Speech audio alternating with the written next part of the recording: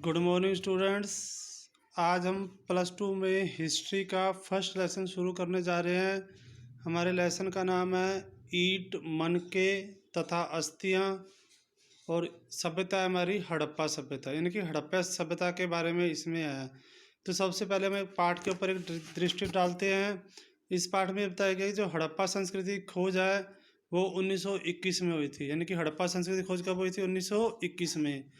और सिंधु नदी की घाटी में फैले होने के कारण, यानी ये सभ्यता थी सिंधु नदी घाटी में फैली हुई थी, इसलिए हड़प्पा संस्कृति का दूसरा नाम सिंधु घाटी की सभ्यता भी है, यानी कि इसको हम सिंधु घाटी की सभ्यता भी कहते हैं। जो हड़प्पा संस्कृति थी इसके दो प्रमुख केंद्र हैं, एक है हड़प्पा और दूसरा है मोहनजोदड़ो।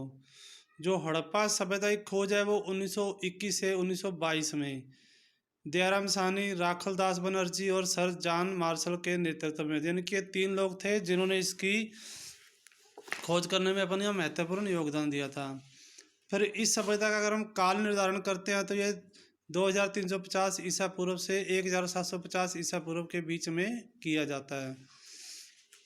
जो हड़प्पा सभ्यता है उसकी जानकारी के मुख्य स्रोत, यानी कि कैसे पता चला कि यहाँ पे हड़प्पा संस्कृति, तो इसकी खुदाई में मिली हुई इमारतें, मृद भांड होता है मिट्टी के बने हुए भांडे, बर्तन, औजार, आभूषण, मूर्तियाँ, मोहरें आदि हैं।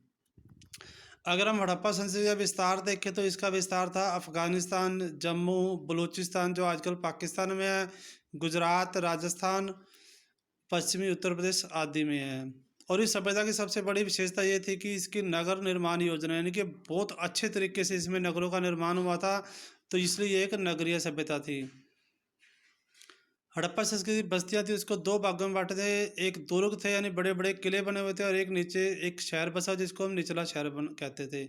जो निचला शहर था वो आवासीय भवनों के उदाहरण प्रस्तुत करते, यानी वहाँ पर रहने के लिए आवास स्थान भवन बने हुए थे। दुर्ग पर बनी संरचनाओं का प्रयोग संभवतः विशिष्ट सार्वजनिक प्रयोजन, यानी कोई जैसे खास कोई आयोजन हो गया, अवसर हो गया, उसके लिए किया जाता था।